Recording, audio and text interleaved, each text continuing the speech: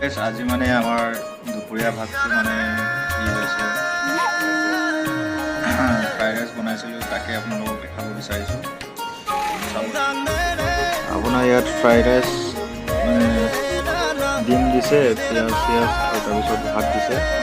এইটো মছলা দি পিনে আৰু ভাজি কৰিছে কমচে কম 10 মিনিটমান ফ্ৰাই কৰি। এটা টেষ্টি হৈছে খাই, ইয়াৰ লগত খাই এই কেৰাহীটো খাব পাৰে। এইটো ভাতটো পুৰা ধুনীয়াকৈ স্মেল আহিছে।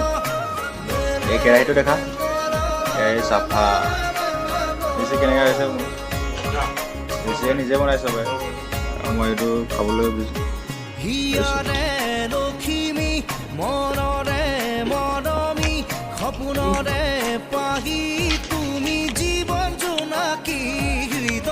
ভাল লাগিছে খাই।